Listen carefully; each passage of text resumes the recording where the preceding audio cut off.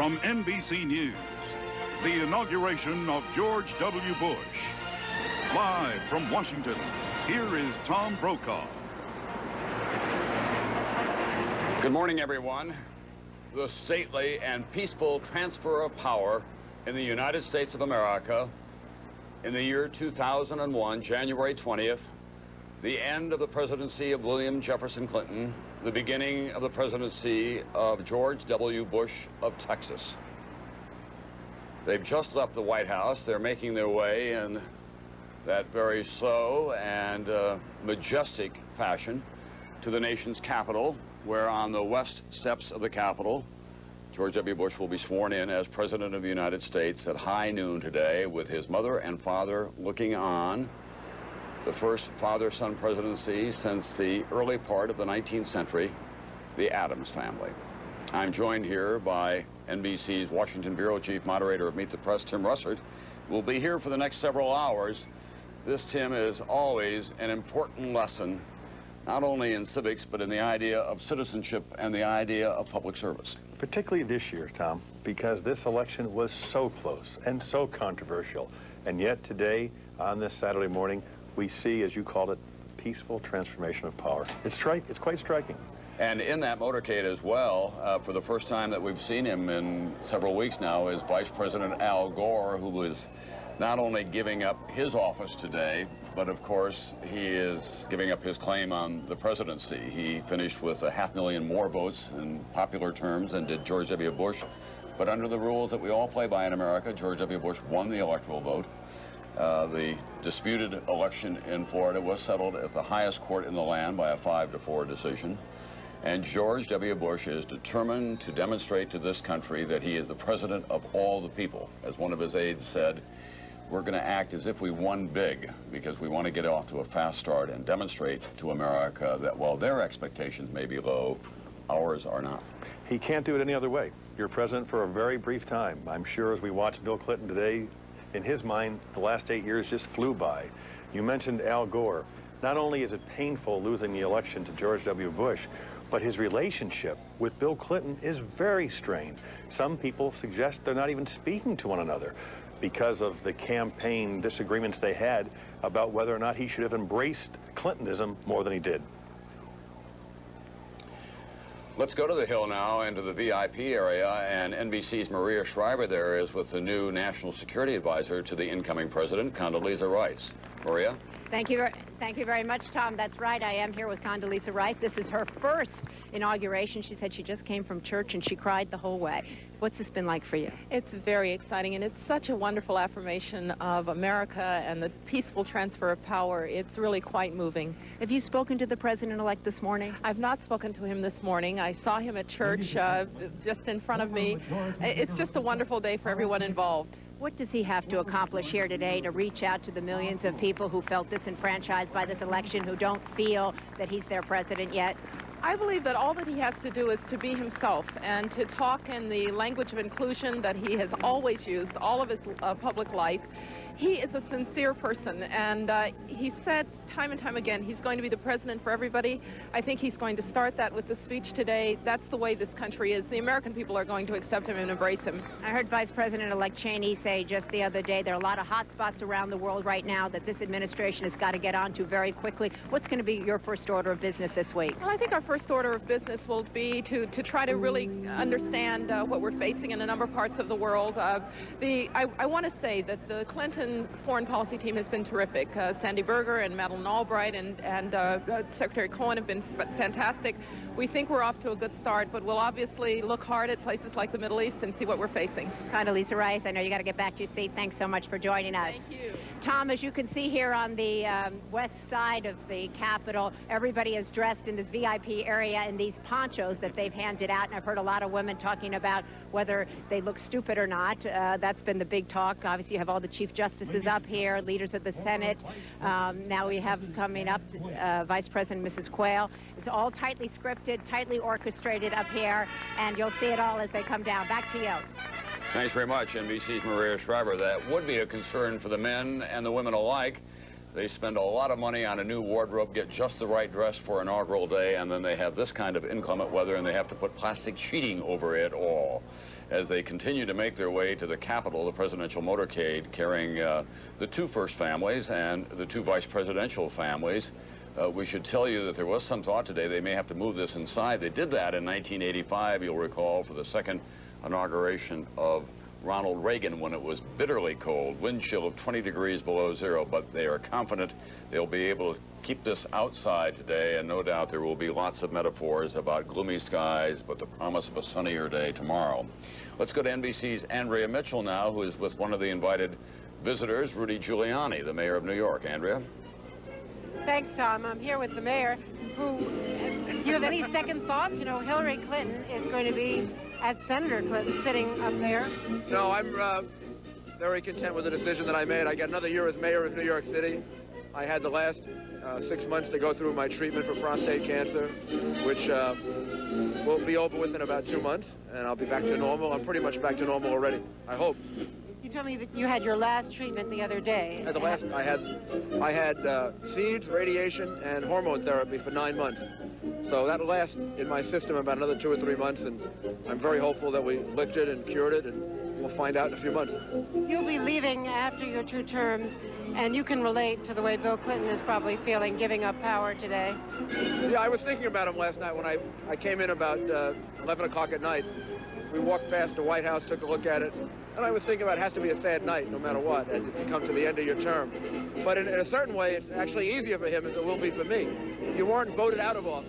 Right? You're leaving on your own power and by operation of law. So I think actually that's a little bit easier than if you had been voted out of office. Rudy Giuliani, thanks very much. Thank Lots you, of luck to you. Wonderful to see you. Have a happy day. Thank you. Back to you, Tom. Thank you, Andrea. It has been a tumultuous final 36 hours for former president, about to be Bill Clinton. He made a speech to the nation on Thursday night. He struck a deal with the independent prosecutor yesterday in which he'll lose his law license for 5 years and pay a fine. And he acknowledged that he willfully misled the people who were questioning him in the Paula Jones case. And then overnight, he issued another 100 pardons, including one to his brother, former Housing Secretary Henry Cisneros, and Suzanne McDougal, who was a principal figure in the Whitewater case. No pardons for Michael Milken, the junk bond king, or Leonard Peltier, who is serving a life sentence for the murder of 2 FBI agents in the famous or infamous Wounded Knee incident. Now let's go down to NBC's David Gregory, who has been covering the George Bush campaign from the beginning. And David, we do expect this to be a short speech. What's going to be the tone? Well, it's certainly going to be a tone of unity, a call for unity. We both know this new president to be a plain-spoken fella, as he likes to say. He's going to be to the point. The speech is going to be relatively short. He said as of a couple of days ago, no more than about 13 minutes. Let me share some of the excerpts with you. He's going to promise to make a, quote, new commitment to fulfill the promise of the nation, and he's going to do it through a series of C words: civility, courage, compassion, and character. That last one, of course, a direct shot at the outgoing President Clinton. He will say, quote, "I will live and lead by these principles." And later on, he says, in what will no doubt be an attempt to inspire the nation, especially after the tumultuous election cycle and post-election cycle we've all gone through, quote, "What you do is as important as anything government does." He will call on the country. He'll say, "I'll ask you to be citizens, not spectators, responsible citizens, building communities of service and a nation of character." Certainly themes that we've heard throughout the campaign, Tom, and certainly he'll stick to those principles. Back to you. Yeah, thank you very much, NBC's David Gregory. Let's go to NBC's John Siegenthaler, who's there for the arrival of the presidential motorcade. John? Well, Tom, the limousines have just pulled up in the front of the Capitol, and as we've been talking throughout, this is very tight security for this event, the largest law enforcement presence ever for an inauguration in this country. And there, the limousine with the President of the United States and the President-elect is pulling up to the Capitol. This is the same spot where we saw former President Carter arrive a little while ago, and former President Bush, along with his wife Barbara and the grandchildren Barbara and Jenna. We can only imagine what conversation has been going on inside that limousine as they made their way, as you said, stately way up the avenue up to the Capitol. Tom? All right, thanks very much, John Siegenthaler. They're now getting out of the presidential motorcade. There's a holding room there in the Capitol Law Library, and they'll be in there for a time.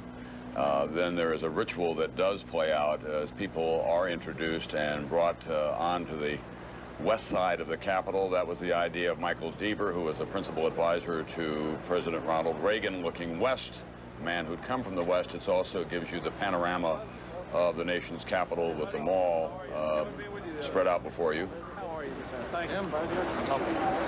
These are the keepers of the Capitol from the Senate and the House side, the people who make the system work there on a daily basis.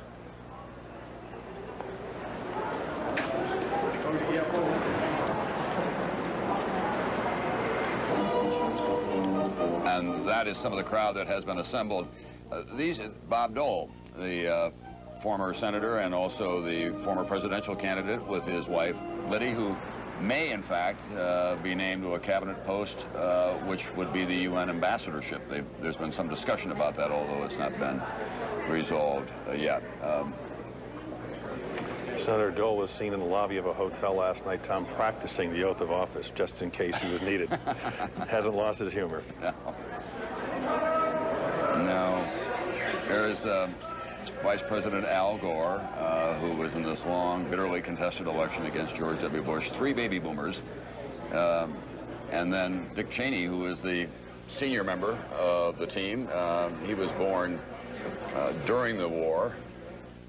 And Jeb Bush, the governor of Florida, a man who was in all the intersections of the disputed election there as well. He had originally had been thought to be the best hope in the Bush family to become the president, but he lost his first run for governor in Florida to Lawton Childs, and his brother won in Texas unexpectedly against Ann Richards. And so he got to be the presidential candidate, and Jeb had the daunting task of trying to deliver Florida. That's his son next to him, who is now a law student and a major heartthrob in this country. George P. George P. Well, look at that. The governor and the brother of the new president-elect is like every other tourist. He's got his little throwaway camera there and taking Kodak moment. Right. Maria Shriver, you still down there? Relegated back into the very back, but I'm still here and I can still see everything. It's rather interesting to note that all the Bush family members, which is kind of interesting, they're all taking pictures of themselves right up as close to the podium as they can get. They can't even get that close, but you can get a real sense here that this is very much of a family event. They're grouping off cousins together, taking pictures. Everybody's got Instamatics. And you see a lot of schmoozing going on up here between people who are cabinet designees and leaders of the Senate and the House. So while everybody stands here in the rain waiting, there's a lot of politicking and a lot of backslapping going on up here. NBC's Lisa Myers is on Capitol Hill. There are members of Congress. Well, let's take a look at former President Jimmy Carter talking with the incoming Secretary of State, Colin Powell.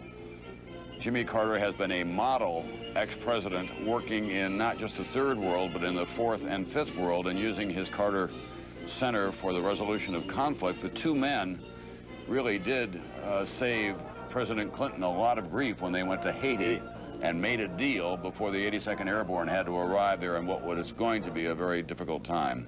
Jenna Bush on your left, one of the twins, and Barbara on your right. I think I finally worked that all out. Jenna Bush had an emergency appendectomy at Christmas time, and then, of course, Barbara Bush and the former president, Poppy, as he's called in the family. What a moment for them today. I actually had a chance to ask former President Bush last night, how must it feel to have his son become the president? And Tom, his eyes just moistened. He couldn't answer.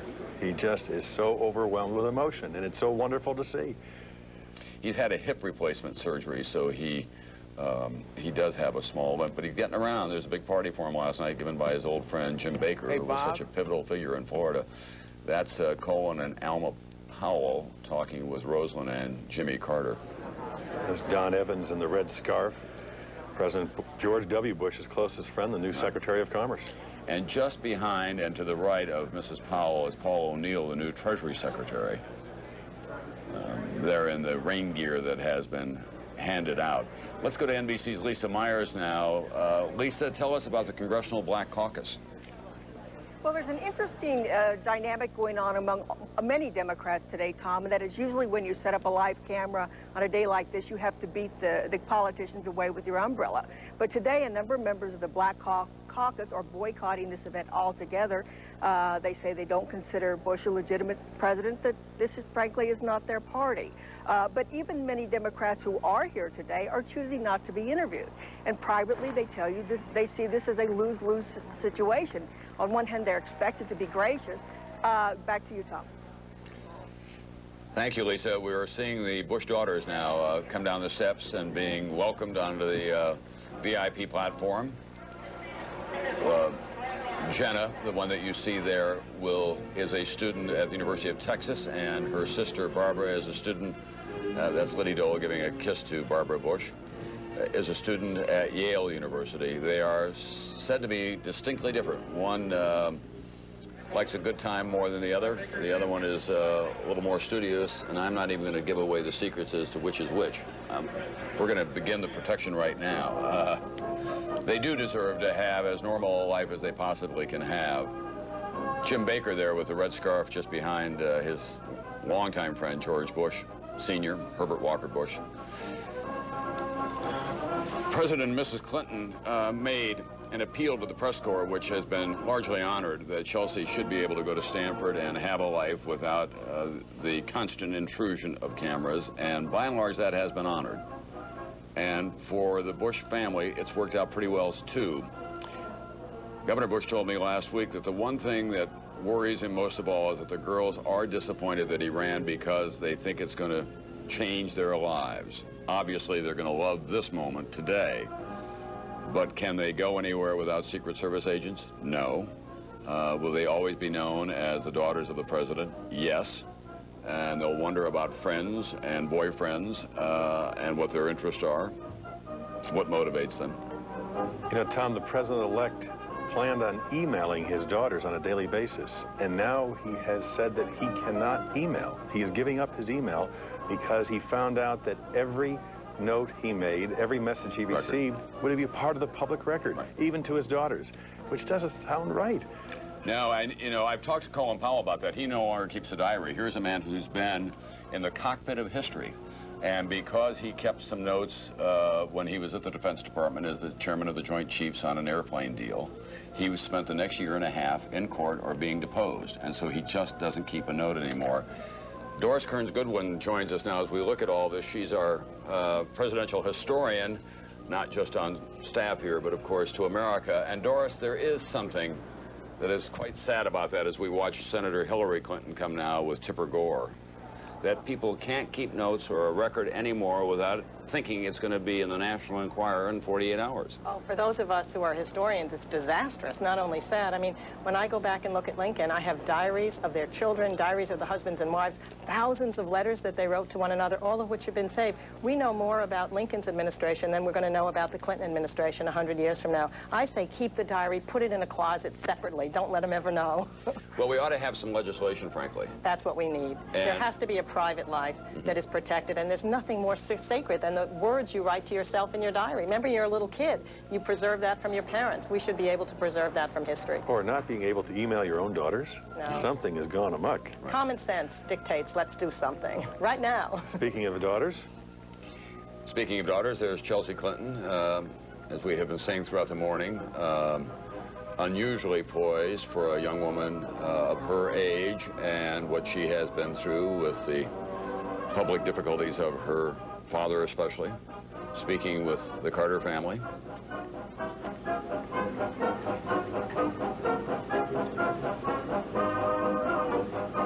Maria Shriver down there on the stage. It's beginning to fill up, Maria, so we're pretty close to that moment when we're going to begin to see the new president.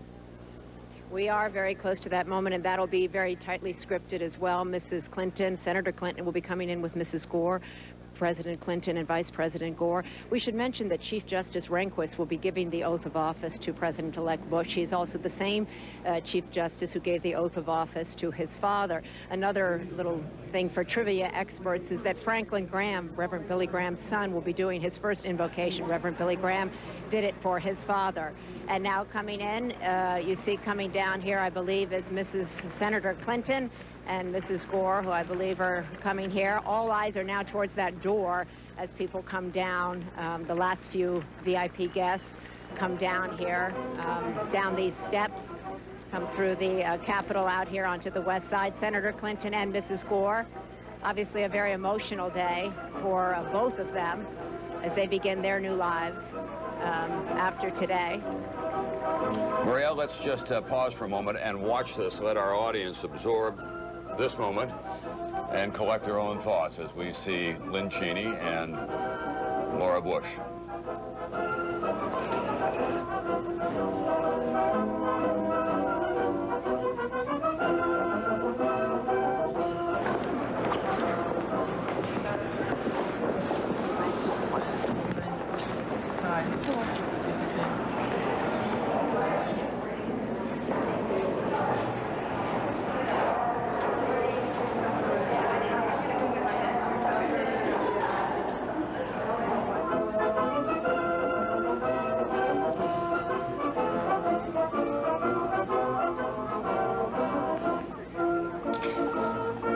Goodwin, there is a kind of populist majesty about all of this. These Americans who come from all walks of life, some from Arkansas, some from Wyoming, some from Texas, some from Tennessee, gather together on this day, surrounded by the people's representatives in the House and in the Senate, in the Capitol, which is, after all, the people's house, to make the transfer of power to the White House.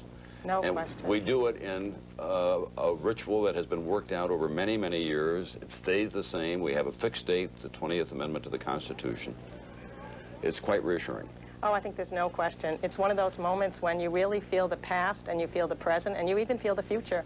And people know that George Washington used the same Bible that these people will be using today. Think of that. I mean, that's just an amazing thing. The first time it really became a people's ceremony was Andrew Jackson, however, when everybody floated from Tennessee, even overrunning the White House until there was so much drinking going on. They had to throw the kegs outside to get the people outside.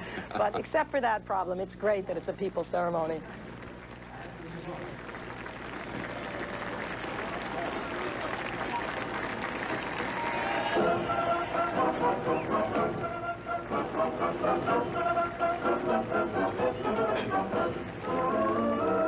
We have some advanced degrees among these women. Laura Bush has a master's degree in a Master of Science in Library Science, and Lynn Cheney has a PhD in English Literature from the University of Colorado, as I remember. In fact, I think it's the first time that all the candidates' wives had advanced degrees. It shows the future is going to mean that First Ladies will be much more active forces.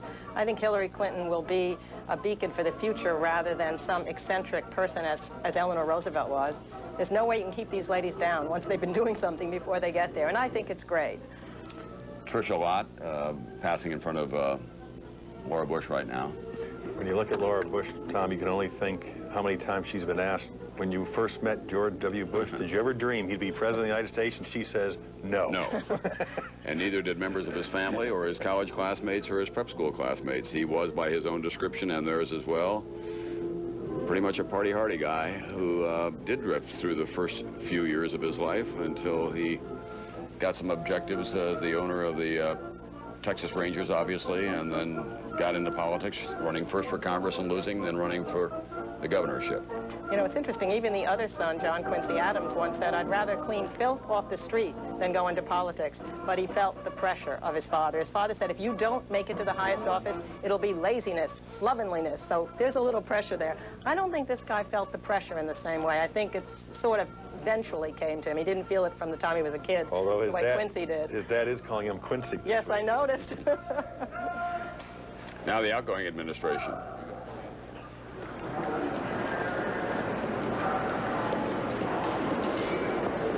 The gaggle of photographers that will follow the new president everywhere. Diana Walker, there in the lead from Time Magazine, a Washington resident, who's one of the very best of the press photographers in this town. And the Secret Service agents and the other attendants from Capitol Hill. Chris Dodd trailing the vice president and the president with Richard Gephardt, who is the Democratic leader in the House.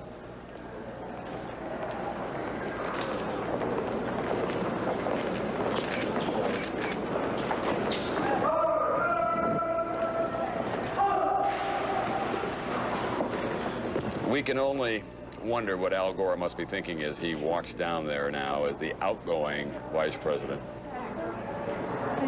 after this long and difficult campaign that he ran against George W. Bush, knowing that he did get more popular votes, but not enough electoral college votes to become the president. We still don't know what he's going to do, nor do we know exactly what President Clinton's going to do once they leave office. Not much small talk between the president and vice president, Tom. Both looking straight ahead.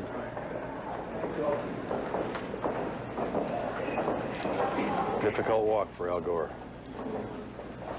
One can only imagine that he's thinking 4 years from now, maybe it will be a different kind of walk, just as it was 8 years before.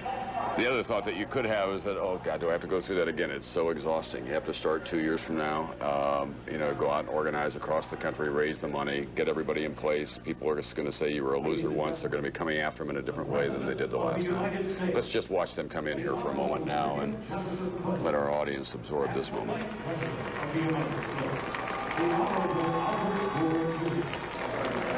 They've slipped on top coats.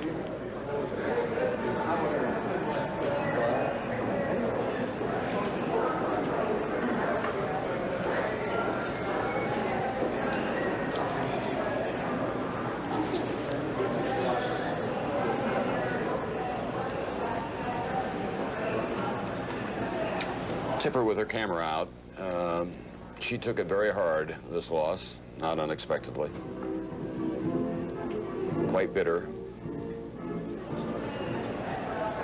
The vice president was optimistic to the very end. He honestly thought that he was going to win either in the courts or by count in Florida and become the president. He was deeply immersed in the process.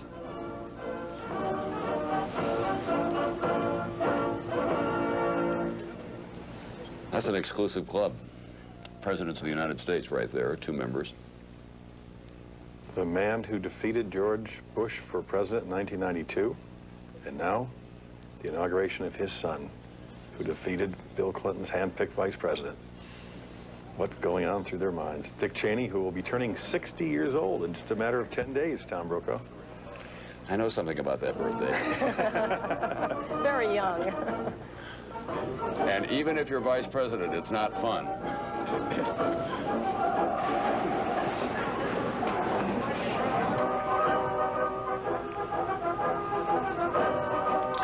I think Dick Cheney proved to be an enormous asset for George W. Bush, both during the campaign and especially in the post-election period.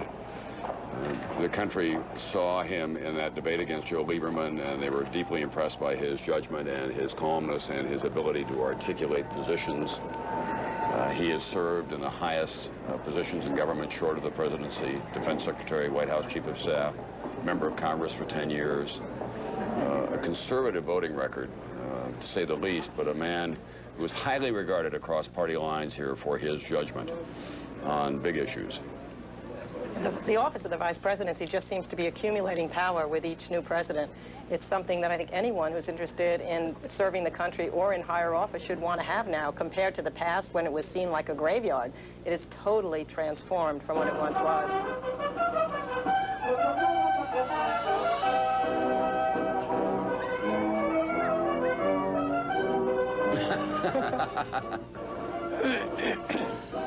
A little nerve-wracking experience.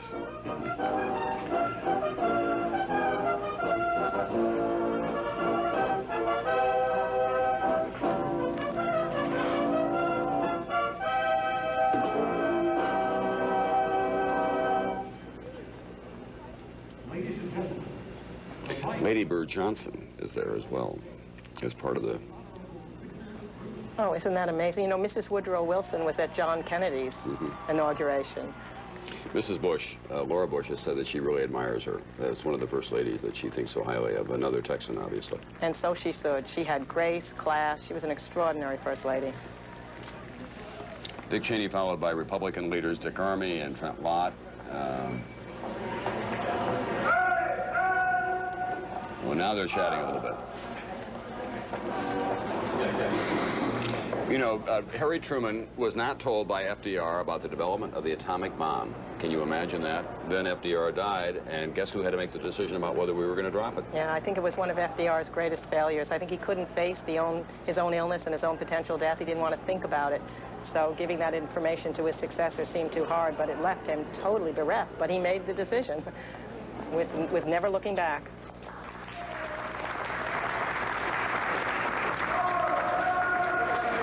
Exactly the same expression George W. Bush had walking out on the stage for the debates. He goes into his zone, it seems. It's time to be serious. And there will be no more serious moment in his lifetime in 17 minutes from now. He brings his athletic demeanor to these occasions, it seems to me, Tim. He gets himself kind of physically up for the moment, and the confidence in his stride, the body language that he gives off. And having grown up in that family, obviously, he's been through big occasions before, which helps some, too. It's something you have to learn, isn't it, Doris? How do you carry yourself as a president? Everyone's watching you at every moment. You can't slouch at a moment like this. You know, you're right, though. You brought up in that family from the time he's been little. He's been learning how to shake hands with people, to be polite. You watch that in the Kennedy family, so it's ingrown in the blood. When I asked Mrs. Bush last week if she said, Mr. President-elect, you have to pick up your socks. Things, you know, haven't changed. She said, well, no, it hasn't changed a lot. I still have to tell him to sit up. And he quickly sat up. Oh, wow.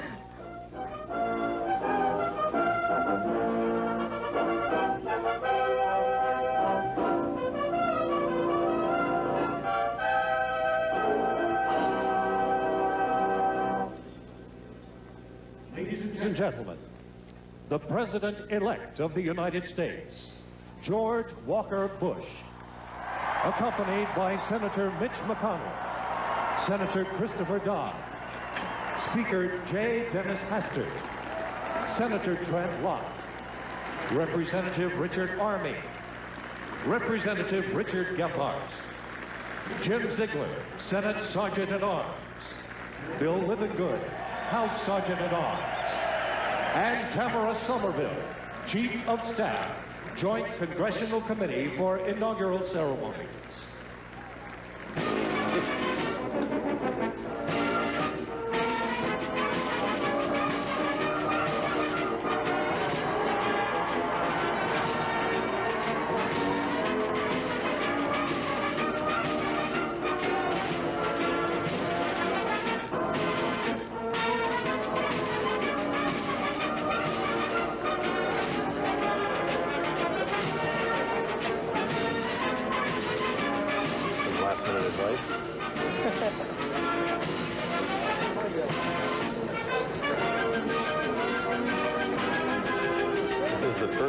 Since 1961, Tom, where a father has been able to witness his son take the oath of office, Joseph Kennedy and John Kennedy. Oh, yeah, and there's a great story of that. When John Kennedy was coming down the inaugural parade and saw his father in the reviewing stand, he actually saw the father tip his hat to him. Eunice Shriver said she nearly fainted the first time the father had ever given deference to the son. John Kennedy stood up, tipped his hat to his father, the only person he did that. So what a feeling it must be. I mean, there's no way we can underestimate what George Bush Sr. must be feeling. That, too, was a close election, and I remember Joseph Kennedy said, I didn't pay for a landslide. That's right. He was a frugal character in the end. To the 54th inauguration of the President and Vice President of the United States of America.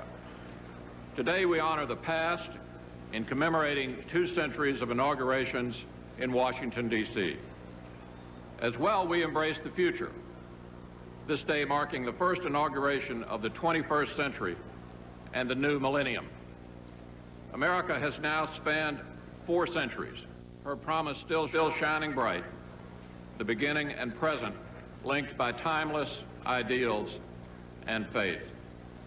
The enduring strength of our Constitution, which brings us to the west front of the Capitol today, attests to the wisdom of America's founders and the heroism of generations of Americans who fought wars and toiled in peace to preserve this legacy of liberty. In becoming the 43rd President of the United States, George W. Bush will assume the sacred trust as guardian of our Constitution. Dick Cheney will be sworn in as our new Vice President. Witnessed by the Congress, Supreme Court, governors, and presidents past, the current president will stand by as the new president peacefully takes office. This is a triumph of our democratic republic, a ceremony befitting a great nation. In his father's stead, the Reverend Franklin Graham is with us today to lead the nation in prayer. Please stand for the invocation. Reverend Graham.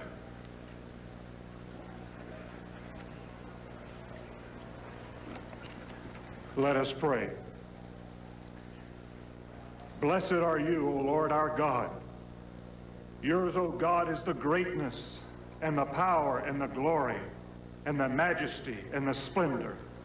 For everything in heaven and earth is yours. Yours, O Lord, is the kingdom. You are exalted as head over all. Wealth and honor come from you. You are the ruler of all things. In your hands are strength and power to exalt and to give strength to all. As President Lincoln once said, we have been the recipients of the choicest bounties of heaven. We have been preserved these many years in peace and prosperity.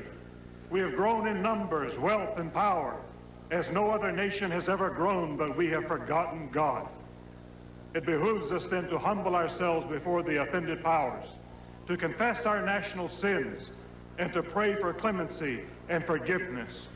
O Lord, as we come together on this historic and solemn occasion to inaugurate once again a president and vice president, teach us afresh that power, wisdom, and salvation come only from your hand.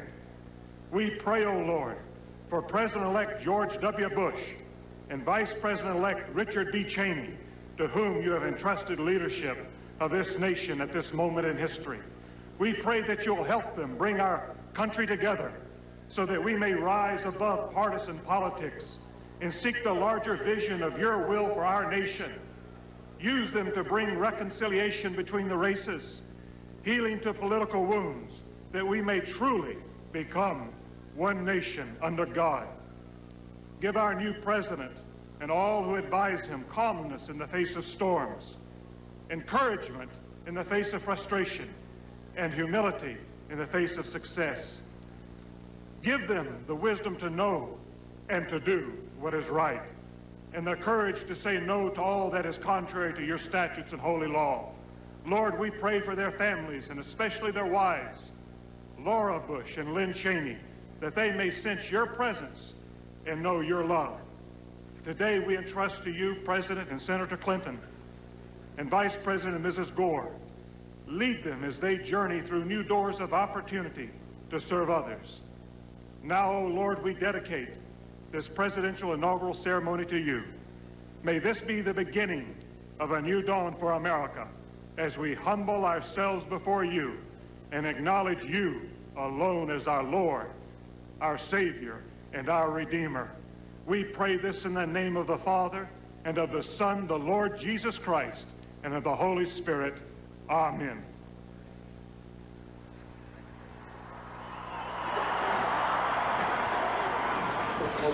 Thank you, Reverend Graham. It is my distinct pleasure to introduce the DuPont Manual Choir of Louisville, Kentucky.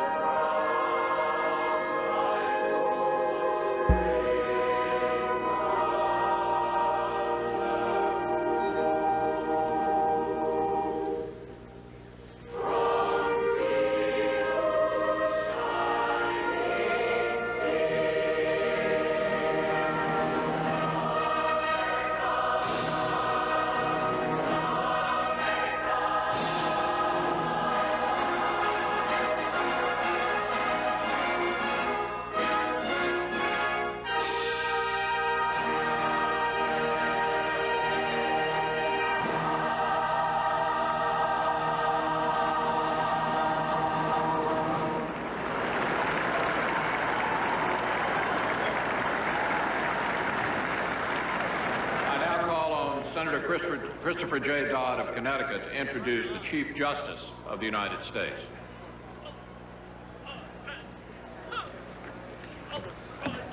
Thank you, Senator McConnell. President and Senator Clinton, Vice President and Mrs. Gore, President-elect and Mrs. Bush, and fellow citizens. The Vice President-elect will now take the oath of office. His wife, Lynn, and their daughters, Elizabeth Cheney Perry and Mary Cheney, will hold the family Bible. I have the honor and privilege to now present the Chief Justice of the United States Supreme Court, the Honorable William Hobbs Rehnquist, to administer the oath of office to the Vice President-elect, Richard Bruce Cheney.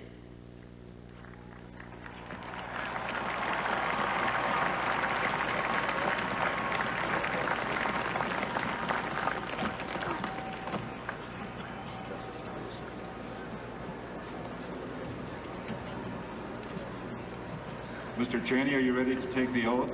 I am. Please raise your right hand and repeat after me. I, Richard Bruce Cheney, do solemnly swear. I, Richard Bruce Cheney, do solemnly swear that I will support and defend the Constitution of the United States that I will support and defend the Constitution of the United States against all enemies, foreign and domestic. Against all enemies, foreign and domestic. That I will bear true faith and allegiance to the same. That I will bear true faith and allegiance to the same. That I take this obligation freely. That I take this obligation freely. Without any mental reservation or purpose of evasion. Without any mental reservation or purpose of evasion. And that I will well and faithfully discharge. And that I will well and faithfully discharge. The duties of the office on which I am about to enter. The duties of the office on which I am about to enter. So help me God. So help me God. Congratulations, Mr. President.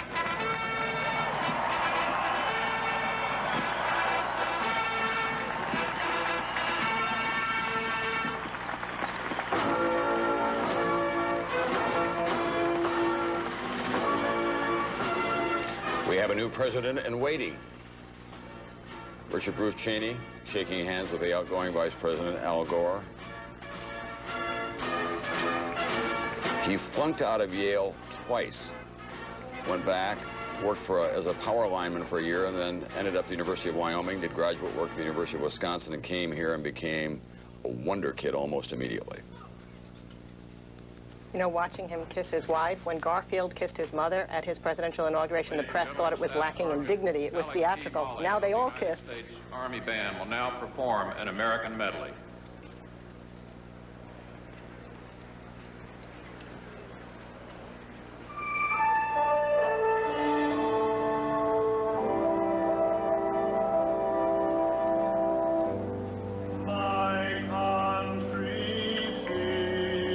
Of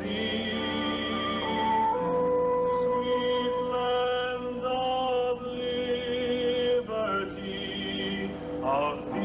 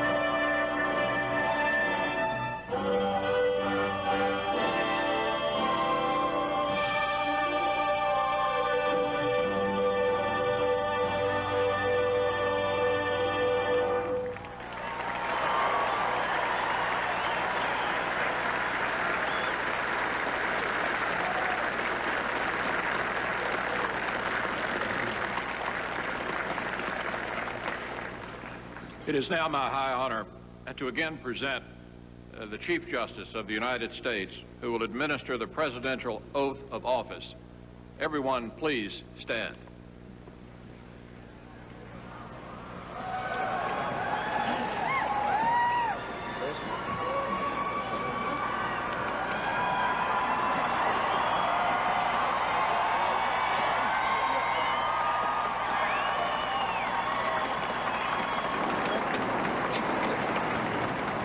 Governor, are you ready to take the oath? I am, sir. Please raise your right hand and repeat after me.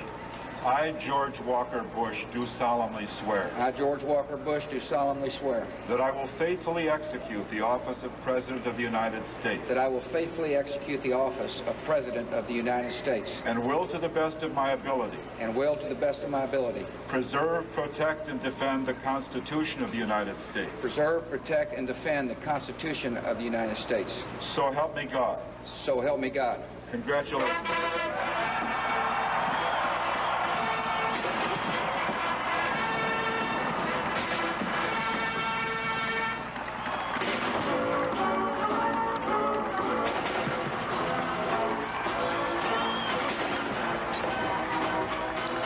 gun salute, the outgoing president and the new president, the man he vanquished in a long, difficult campaign, Al Gore, Senator Dodd, the new president of the United States, George Walker Bush, with his father,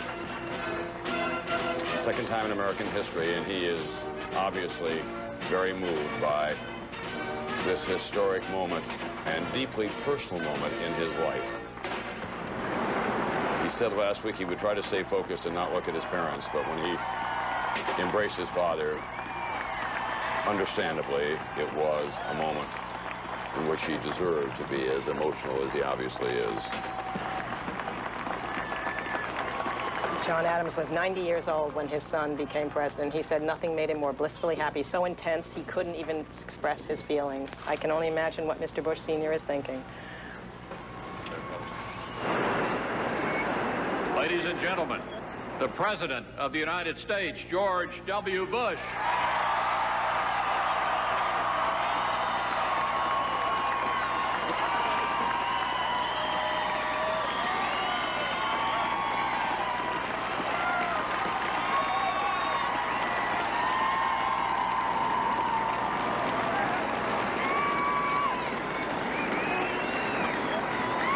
Thank you all.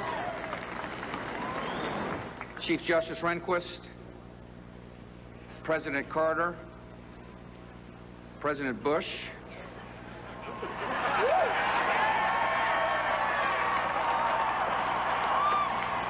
President Clinton, distinguished guests, and my fellow citizens. The peaceful transfer of authority is rare in history, yet common in our country. With a simple oath, we affirm old traditions and make new beginnings. As I begin, I thank President Clinton for his service to our nation.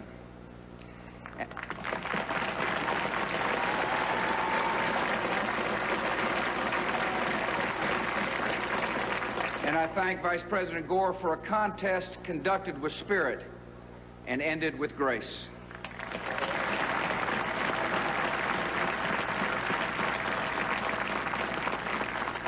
I am honored and humbled to stand here where so many of America's leaders have come before me, and so many will follow. We have a place, all of us, in a long story, a story we continue, but whose end we will not see. It is a story of a new world that became a friend and liberator of the old. The story of a slave-holding society that became a servant of freedom. The story of a power that went into the world to protect but not possess, to defend but not to conquer. It is the American story, a story of flawed and fallible people united across the generations by grand and enduring ideals. The grandest of these ideals is an unfolding American promise that everyone belongs, that everyone deserves a chance, that no insignificant person was ever born. Americans are called to enact this promise in our lives and in our laws. And though our nation has sometimes halted and sometimes delayed, we must follow no other course. Through much of the last century, America's faith in freedom and democracy was a rock in a raging sea. Now it is a seed upon the wind, taking root in many nations. Our democratic faith is more than the creed of our country. It is the inborn hope of our humanity, an ideal we carry but do not own, a trust we bear and pass along. And even after nearly 225 years, we have a long way yet to travel. While many of our citizens prosper, others doubt the promise, even the justice of our own country. The ambitions of some Americans are limited by failing schools and hidden prejudice and the circumstances of their birth. And sometimes our differences run so deep, it seems we share a continent, but not a country. We do not accept this, and we will not allow it. Our unity, our union, is the serious work of leaders and citizens in every generation. And this is my solemn pledge. I will work to build a single nation of justice and opportunity.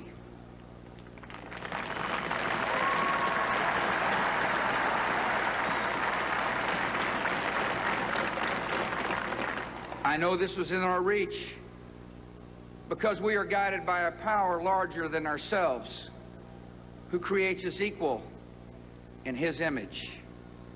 And we are confident in principles that unite and lead us onward. America has never been united by blood or birth or soil. We are bound by ideals that move us beyond our backgrounds, lift us above our interests, and teach us what it means to be citizens. Every child must be taught these principles. Every citizen must uphold them. And every immigrant, by embracing these ideals, makes our country more, not less, American. Today,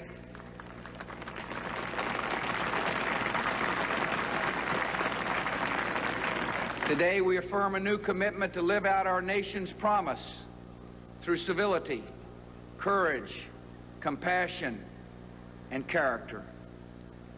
America at its best matches a commitment to principle with a concern for civility. A civil society demands from each of us goodwill and respect, fair dealing, and forgiveness.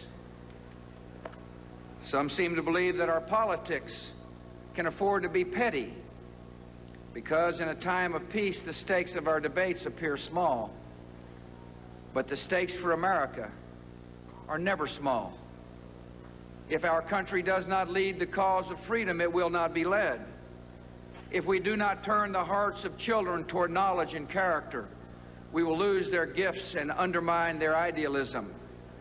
If we permit our economy to drift and decline, the vulnerable will suffer most.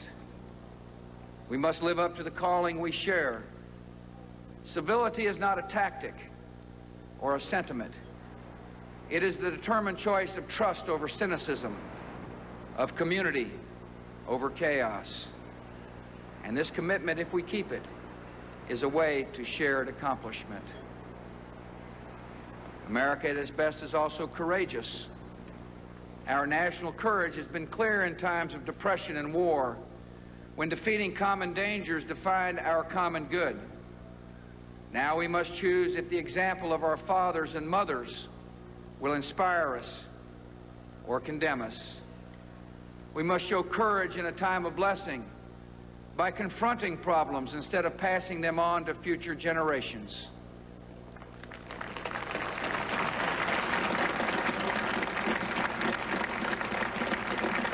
Together we will reclaim America's schools before ignorance and apathy claim more young lives. We will reform Social Security and Medicare sparing our children from struggles we have the power to prevent. And we'll reduce taxes to recover the momentum of our economy and reward the effort and enterprise of working Americans. We will build our defenses beyond challenge, lest weakness invite challenge.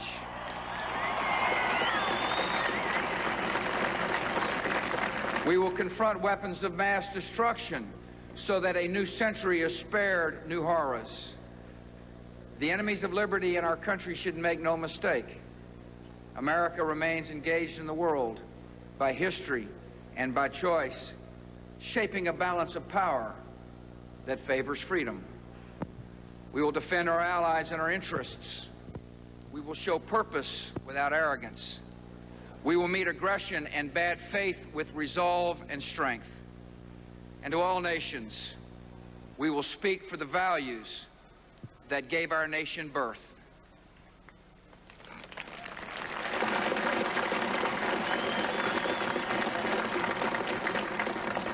America at its best is compassionate. In the quiet of American conscience, we know that deep, persistent poverty is unworthy of our nation's promise.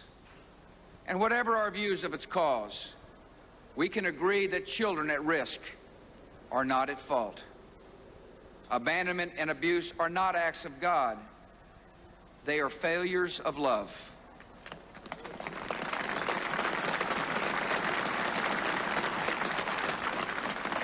And the proliferation of prisons, however necessary, is no substitute for hope and order in our souls. Where there is suffering, there is duty. Americans in need are not strangers. They are citizens, not problems, but priorities. And all of us are diminished when any are hopeless.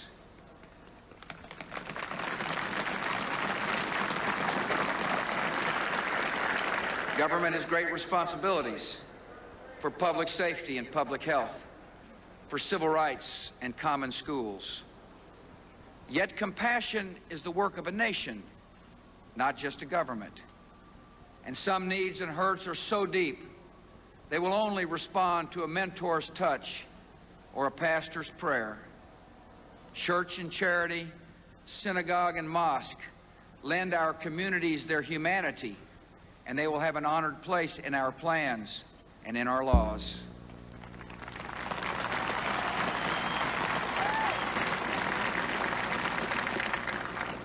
Many in our country do not know the pain of poverty, but we can listen to those who do. And I can pledge our nation to a goal. When we see that wounded traveler on the road to Jericho, we will not pass to the other side.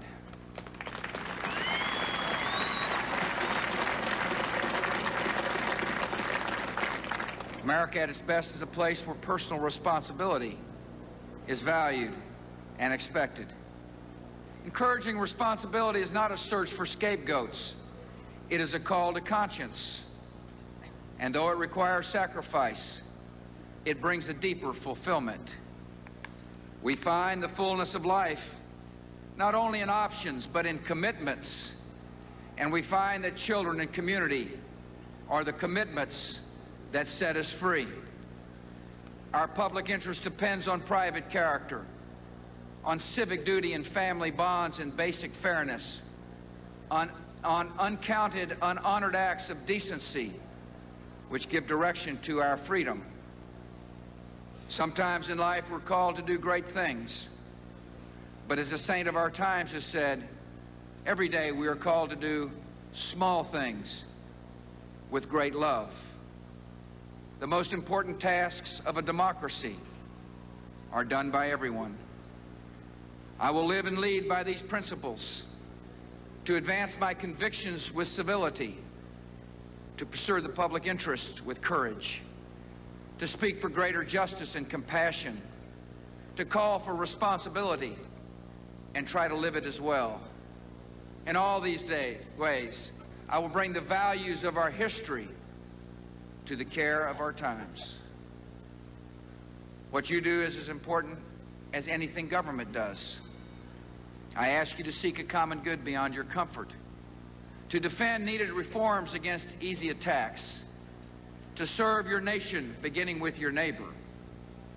I ask you to be citizens, citizens not spectators, citizens not subjects, responsible citizens building communities of service and a nation of character.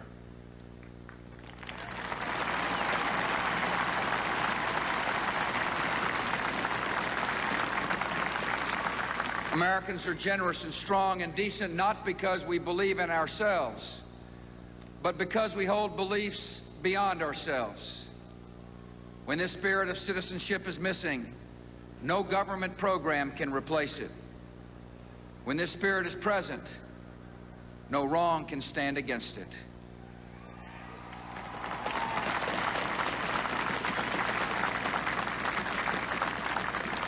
After the Declaration of Independence was signed, Virginia statesman John Page wrote to Thomas Jefferson, "We know the race is not to the swift, nor the battle to the strong.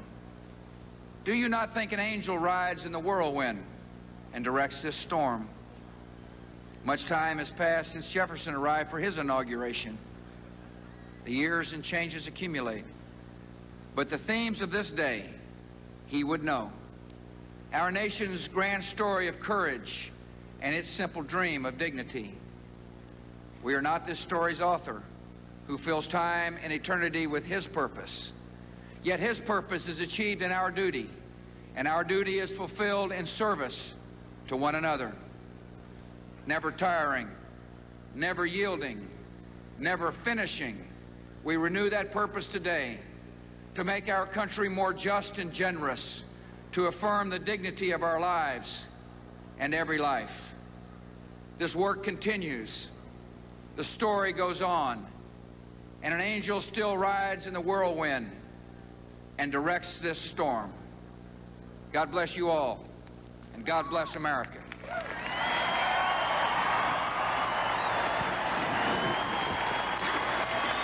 George W. Bush, the first president of the 21st century, the 43rd president of the United States, in a speech as promised that was short in length and touched on fundamental themes that are important to him, beginning with citizenship, stability, opportunity, education, and duty. Also on the themes that he believed got him elected, of cutting taxes, a stronger defense, and reforming Medicare and Social Security. Please stand now as Pastor Kirby John H. Caldwell will now deliver the benediction.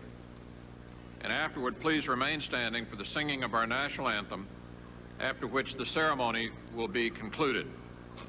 I call upon Senator Dodd to organize the presidential party after the ceremony has ended to depart the platform. Pastor Caldwell. Thank you, Senator McConnell. Let us pray, please.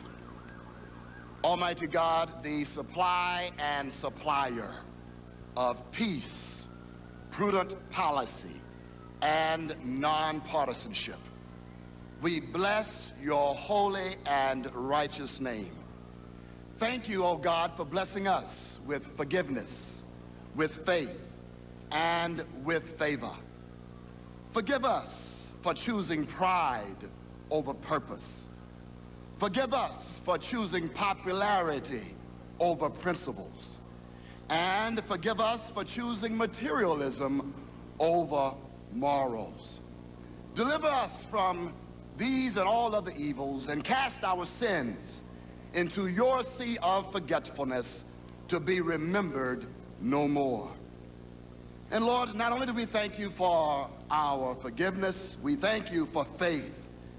Faith to believe that every child can learn and no child will be left behind and no youth will be left out. Thank you for blessing us with the faith to believe that all of your leaders can sit down and reason with one another so that each American is blessed. Thank you for blessing us with the faith to believe that the walls of inequity can be torn down and the gaps between the rich and the poor, the haves and the have-nots, the uneducated and the educated can and will be closed. And Lord, lastly, we thank you for favor. We thank you for your divine favor.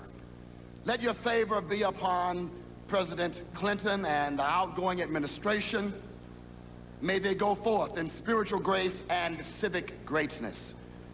And of course, oh Lord, let your divine favor be upon President George W. Bush and First Lady Laura Welch Bush and their family. We decree and declare that no weapon formed against them shall prosper. Let your divine favor be upon the Bush team and all Americans. With the rising of the sun and the going down of the same, may we grow in our willingness and ability to bless you and bless one another. We respectfully submit this humble prayer in the name that's above all other names, Jesus the Christ. Let all who agree say amen.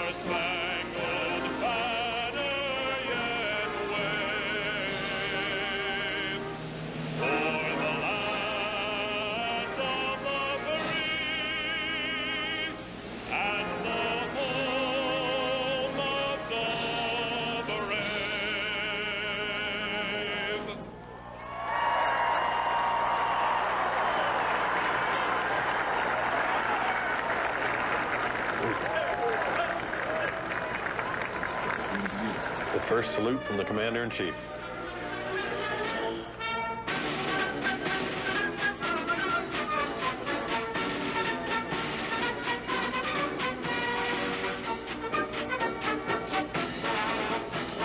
There is a hug given by the President to the Vice President.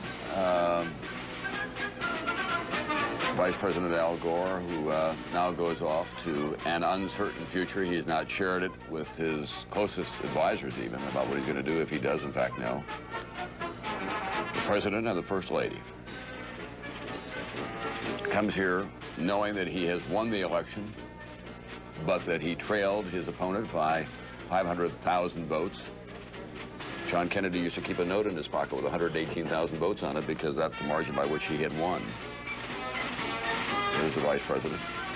It is the political reality going into this day. About 44% of the country said that they had high expectations for the new president. It's a wait-and-see attitude out there, the likes of which I can't remember for a long time. Now, as to the speech, all modern presidents have the curse of being measured against John Kennedy in 1960. Even the best of the speech makers, Ronald Reagan and Bill Clinton included. That is one that will live forever. This, it seems to me, is a speech that is very reflective of George W. Bush. Workmanlike, short, and simple themes. It's important to remember that John Kennedy felt he had the curse of Franklin Roosevelt to deal with. In fact, in the earlier draft of an inauguration, he had said all this will not be accomplished in the first 100 days. He slashed it out, and he made it 1,000 days. He didn't want to be compared with Roosevelt. Sadly, 1,000 days would be exactly the length of his life. So I think none of them like to be compared to the greats. So, of course, Lincoln stands above them all, so they don't even need to try. Tom, if you read this speech 10 years from now, you would say it was written by someone who would be described as a compassionate conservative. That's who George Bush is. That's who he wants to be. And it was quite interesting in Kennedy's speech when he rallied the country to work on its behalf and against communism, if you will. It was a common enemy. The two big applause lines this morning, tax cuts and rebuilding our nation's defenses. Two themes that George Bush pounded away on his entire campaign. He seems to understand, and Bill Clinton has mentioned this regularly to people, that when you don't live in times of war, it's very hard to be perceived as a great president. Indeed, I think that's right. Interestingly, though, he did talk about government having responsibilities for civil rights, for common schools, for public health. That's in contrast to Reagan, who said government is the problem, not the solution. So it shows that that compassionate conservatism has a somewhat different role for government than the traditional Republicans in the Reagan ideology. Even Newt Gingrich says that this is a different time, and that this party has to reach out to people of color. Democrats have to reach out, on the other hand, to the center part of the country where people still have a faith-based ideology in many instances and respect their values. I think that there's a common recognition in Washington that the country longs for a healing and moving forward. It's a wariness, on the other hand, on the part of the Democrats. They don't want to be co-opted by him. They don't want to be drawn into something for which he gets all of the victories and all of the respect and gets all the political capital that comes around him in 2002 in the congressional elections. So this is going to be, for the next 18 months, a time of great wariness and people maneuvering out there on that dance floor called Washington. How do you become victorious in the year 2002 by engaging in politics that are not perceived as being obstructionist? And Democrats haven't quite figured that out. And George W. Bush, on the other hand, has decided to rush Congress with education, with prescription drugs, and tax cuts, and try to get them to move very, very quickly. Tom, as we speak, in fact, the Senate is going to convene and in voice votes confirm much of Bush's cabinet, because they have to go to work Monday morning, even if they're in there alone. The secretaries of defense and agriculture will be there. Chelsea Clinton and her father walking out. He's now the former president of the United States. It's not a bad job.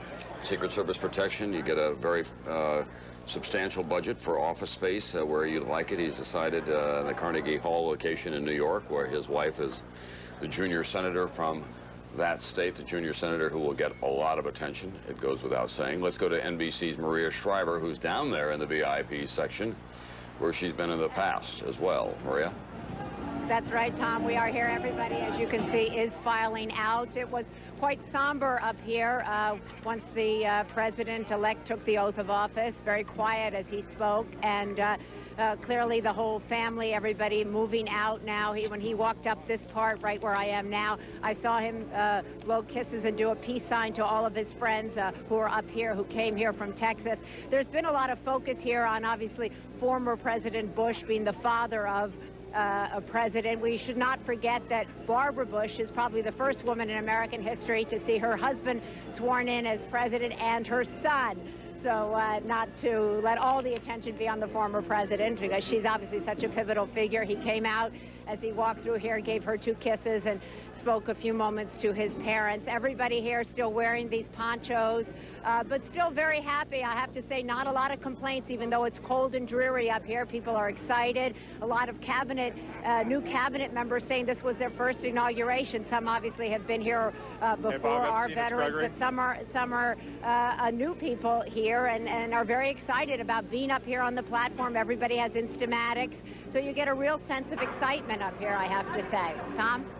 Thank you very much, Maria Shriver. Now they'll be going to the luncheon that is traditional. It's in Statuary Hall here in the nation's capital, where they have statues of the heroes from the various states around the country.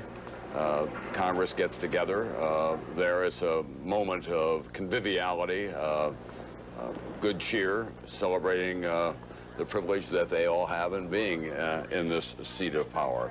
Someone who was crucial to George W. Bush in the course of that post-election period in the legal battle going on was Ted Olson, who came to Washington with William French Smith, who was the first Attorney General in the Ronald Reagan administration, and Ted Olson is there with NBC's Andrea Mitchell. Andrea? Thanks a lot, Tom. Some people might argue that George W. Bush might not have been taking this oath of office had you not been his lawyer. Well, that's a nice thing to say, but I don't think that's the case. I think that the court would have decided what it decided no matter who was his lawyer. The court decided the case on the merits. What was going through your mind as you stood here in the rain watching him take that oath? Well, I think it's a beautiful moment. I think it's always a beautiful moment when a new president takes an oath of office. But of course, I feel a special feeling today because of the litigation in the Supreme Court case. And I think George W. Bush is going to be a fantastic president. And you feel that emotion coming from him today. Were there times when the Florida Supreme Court ruled, other times when you thought this would never have happened? There were lots of ups and downs. It was like a roller coaster, and there were huge ups and downs almost every day. Fortunately, it came out the way it did. Do you think in his speech that he did enough to try to talk about unifying the nation? He talked a lot about civility. He talked about the pettiness of politics. He was really referring to that awful 5-week period, wasn't he? He was reaching out, I thought, a lot throughout that speech, the words like compassion and civility and commitment. He used the C word a lot in that speech. I thought it was a beautiful speech, a moving speech and an open speech, a reaching out speech. And I think that's the theme that he wanted to set. I don't want to put you on the spot, but it's part of my job. This talk of you being Solicitor General, representing the United States administration, the Bush administration in front of the U.S. Supreme Court, that would be something that you would be interested in doing if Well, I'm not going to comment on that. But there have been conversations. There have been. I've read things in the paper. That's all I would say. Thanks very much. Thank you very much. Good to see you, Ted Olson. Back to you, Tim and Tom. Thank you very much, Andrea. It's nice of you to mention your boss first before you get to Tom. Good for you, Andrea. Interview? Andrea Mitchell, there with Ted Olson, who obviously is going to be a candidate for the Supreme Court on a very short list when vacancies do occur, and there is the expectation that Chief Justice William Rehnquist, whom we saw today presiding, will likely retire in the next 4 years now that he knows there's a Republican president in place, and that like-minded legal scholars and lawyers would be moved up to the court. The larger and more interesting question in some ways is whether Antonin Scalia becomes the Chief Justice of the U.S. Supreme Court. He was the man who vigorously led the court as it decided in favor of George W. Bush. Now, the two vice presidential couples coming down the steps, preparing, I think, to say goodbye to Bill Clinton, who is going to have to go by motorcade to Andrews Air Force Base, not by marine helicopter, which is the traditional means of transportation, because of the weather. They say goodbye. They've known each other across party lines for some time, obviously. Curiously, Tipper Gore and Lynn Cheney shared some strong feelings about the popular culture in this country. Tipper Gore came to Washington and upset a lot of people in Hollywood with her very strong feelings about the lyrics and rock music and rap music, and saying there ought to be some parental and children's warnings printed on albums, and it became difficult for them from a political point of view. Lynn Cheney has been an outspoken critic of a good deal of the popular culture and the curriculum in schools and universities in the country, saying that there has been a terrible distortion, for example, of the teaching of American history. That'll be Al Gore's last ride in a government automobile, Tom Brokaw. You mentioned Bill Clinton keeping Secret Service protection and having an office. Al Gore gets none of that. No. He gets a $90,000 pension because of his service in the Congress and the Senate and as vice president, but he's moving to a house in Arlington, Virginia. He'll drive his own car, stand in ticket lines at airports like the rest of us. It's going to be a culture shock, I would dare say, for Albert Gore. It's always a culture shock. My favorite story is when Eisenhower went home after having been president, and he picked up a phone, having had phone calls made for him by secretaries for 20 years, and he hears this buzzing sound. He said, "What is this?" And he's been told, it's a dial tone. There's no operators anymore. Yeah, to go from 4-star general to president and then to a civilian life would be even a sharper drop. Let's watch this moment. Here, good luck. Take care of yourself.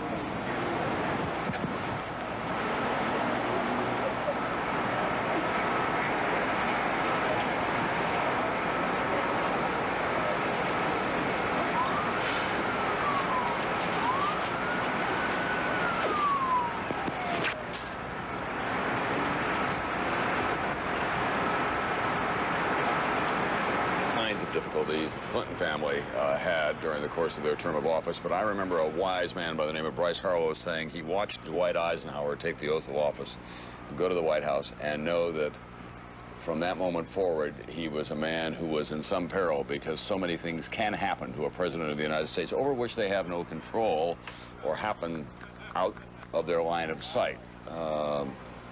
Unexpected events in the economy, international crises of one kind or another, people who work for them or are doing things that they're not supposed to be doing.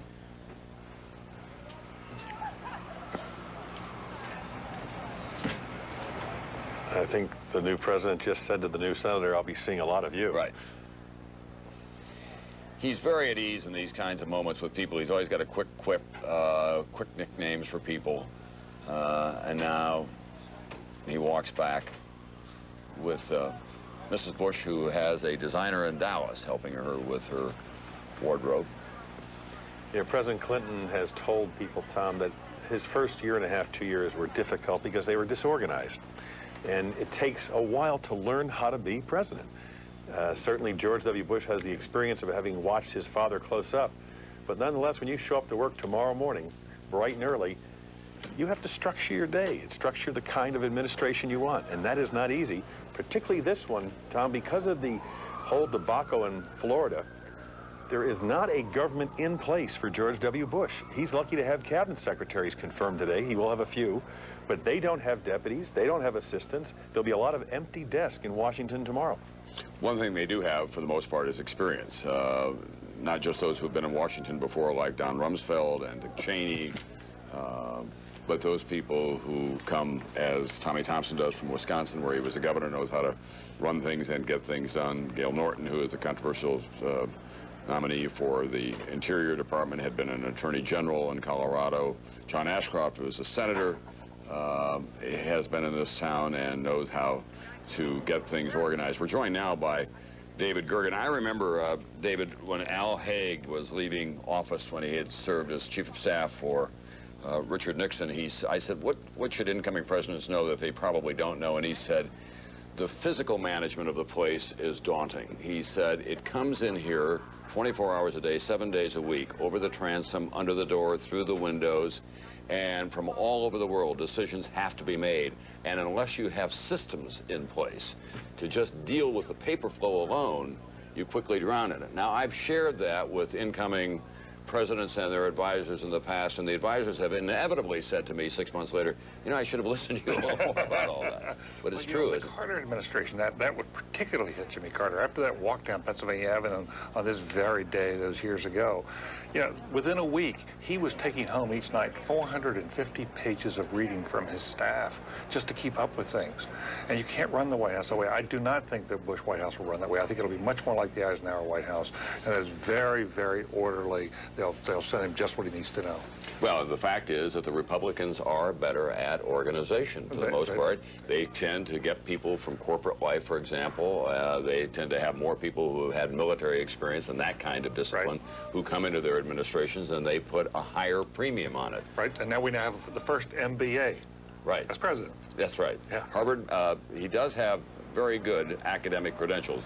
Harvard Business School, Yale undergraduate degree, and Phillips Andover, where they're having a reunion of his class from prep school. There's several hundred of them here. Katie Couric had to put on the Andover hat this morning. Would you take... David Gergen, you worked for President Clinton. Talk to us a little bit about the shakedown period that you observed, the president coming into his own, learning on the job, if you will. I think it was a real shock to him, the kind Tom just mentioned. He said subsequently it took him a year and a half to learn how to do the job right. And the difficulty is this: your power all comes early, but your knowledge base is the smallest. You're the greenest early, and you have the most power. And what happens over time is your power goes down, and as you learn more about the job, you know, your experience goes way up. But the problem is, by the time you know how to do the job, your power can often be gone. And that's why it's so important to get off to a fast start. And I think that's why George W. Bush will be well served by having these veterans. They have done this. They are playing it by the book. Everything they have done since the Florida decision has been by the book. And I think in that sense, they've done well. When I asked him last week what will surprise us at the end of 100 days, he said, and it wasn't just a rhetorical flourish, he said, you'll be surprised by how much we get done. And what they're going to try to do is find that common ground in which they can get Democrats on board as well. That's right. But you know, Tom, what was missing, so interesting in this speech today, you remember in his father's inaugural address, the most famous line out of that was, this is the age of the offered hand, There was no offered hand in this speech. There was a lot more iron. We'll see how that plays out in the course of the next couple of days. And one of the things that you'll want to keep your eyes on, of course, is the meeting Wednesday between John McCain when he goes to the White House and the new president, because John McCain is determined to take the floor of the Senate and stay there as long as he has to until he gets campaign finance reform. So one president leaving town, the other one coming down the steps to the Capitol, preparing to go to his new address, 1600 Pennsylvania Avenue, where he'll review the parade and then spend the night after going to a number of inaugural balls. This part of American politics really hasn't changed all that much, Doris, over the years. No, that's right. The parade has been a long time in coming, and it's really an important part of the pageantry, I think. I mean, we don't have a king, but we do have a president, and there should be that ritual in the parade. I think my favorite parade story is that John Kennedy, when he was watching his own parade, noticed that the Coast Guard contingent had no blacks in it. So he then contacted a young aide, actually my husband, Richard Goodwin, and said, do something about that. And Goodwin said, my God, it's the first time I realized it wasn't just words. We could actually do something. The next day, the order went out to integrate the Coast Guard. He noticed, even as he's watching. Right. Here it starts.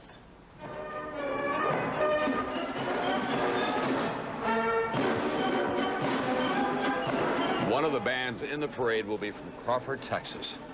Crawford, Texas is a wonderful but very tiny town out there northwest of Waco. They didn't have enough money to fly here, so they all drove here.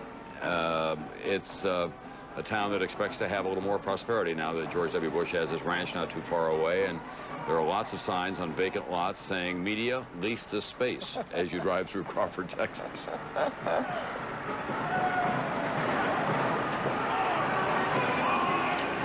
You know, Bob Kerrey mentioned it earlier, Tom, just the magic of this transformation of power. We take it for granted, but you don't realize how special it is. And when Bill Clinton was standing at the podium at the airport hangar without the presidential seal, it was so striking to me. He looked different to me. He sounded different to me. He was no longer the president. And in discussions with Robert Ray, the independent counsel, he was insistent that Bill Clinton enter into this legal agreement while he was still president. And I didn't quite understand it until you see today's events. Right. He wanted this official sanction, if you will, of a president of the United States still being held accountable. And it would have been different if he had waited until next week as a former president. True indeed. Striking. True indeed. Absolutely. The luncheon at the Statuary Hall had a kind of a unique twist. They served food from 3 different centuries, 1801, 1901, and 2001. They had a lobster pie, they had a fillet of beef, and they had, let's see, some vegetables from 2001, 2 wines, both from California, one a Cabernet and the other one a Chardonnay. 2,000 calories in the meal, Tim. It sounds like one of Doris's lunches. Right. 100 kilograms of fat. George W. Bush is a patient, a client, if you will, of Kenneth Cooper, who is the man who invented aerobics in America and is a big advocate of a low-fat, lean diet, lots of exercise and aerobics. George Bush told me that he hopes to exercise or work out an hour a day, and I suspect he won't be able to maintain that kind of a habit. You know, at Franklin Roosevelt's 4th inaugural, that morning he read in the newspaper that his own housekeeper, who ran the White House Food Service, had rejected his own menu. She had this Germanic control over the White House. He had wanted chicken a la king. She decided she couldn't keep it hot for so many people, so it was chicken salad instead. At the end of the day, they made a joke, could you even find the chicken in the chicken salad? Because she was so frugal. So he kept saying, I wanted to be president for 4th term so I could fire her, but he never got around to doing it. One of the changes is that this president doesn't drink. They will serve liquor in the White House. His father, it's well known, liked to take a martini at the end of the day, as did FDR. Lyndon Johnson and FDR, Lyndon Johnson. Absolutely. In fact, for FDR, that was his favorite moment, the cocktail hour, when he'd gather friends around, they'd tell stories. He wouldn't let anybody talk about the war. They could talk about movies, books they'd read, and relax with a drink so that he could replenish his energies for the day ahead. He'll have to find means to relax and replenish energies. They all have to do it somehow. I'll bet that's a military coin the general is giving the new president, the commander-in-chief. That's become an exchange that military people have, a coin that they hand out representing their branch of the service and their particular unit. You can get a pretty good collection, but it's a treasure to have.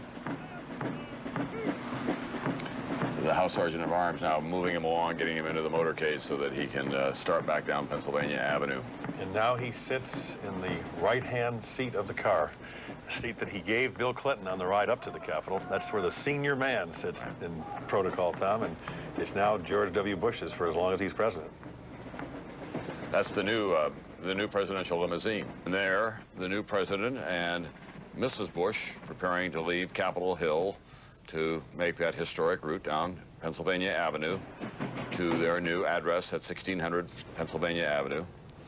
Laura Bush in the back of the car, who has been a very important force in his life, his wife and soulmate and confidant since he met her in Midland at a barbecue and married her 3 months later.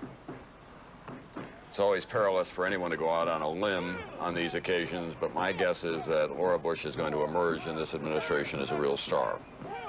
That she's very centered, has a great sense of self-confidence, and she has some objectives in terms of education and reading and literacy, and I think the country will take to her. Let's go to John Siegenthaler now down on the parade route. John.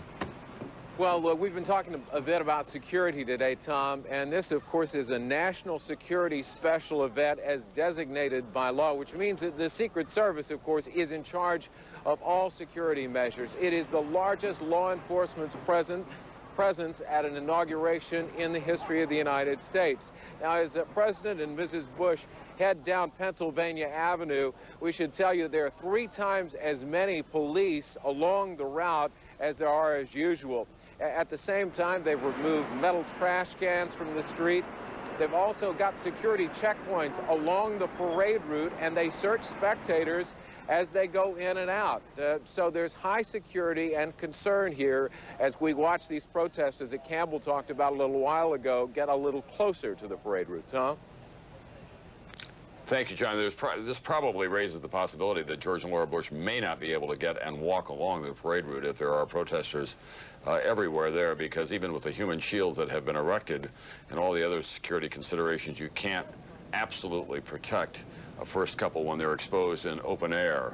John Kennedy, obviously, was the last president to ride in an open-air car. We know the tragic consequences of that. At the other end of Pennsylvania Avenue, with a check on the weather, is Al Roker. Who else? Al? Thanks a lot, Tom. As you can see, we showed you earlier, this area of the stands, there's been a whole lot of umbrellas up, but as you can see, the rain has kind of slowed down a little bit. We've got just the barest hint of some drizzle, and as people are filing in now to the presidential box, I don't know if it's any kind of a barometer, Tom, but I'll tell you, the biggest cheer yet went up when they introduced presidential nephew, George P. Bush. Obviously, a crowd favorite already. But the good news is the rain has kind of let up a bit. 36 degrees right now. The winds have died down. So Mother Nature is cooperating for the new president, George Bush, and his First Lady, Ms. Laura Bush. And this gives you an idea of what the security is like on the parade route, which is now underway from the Capitol all the way down to the White House with George and Laura Bush, and then an assortment of military and community bands and floats following.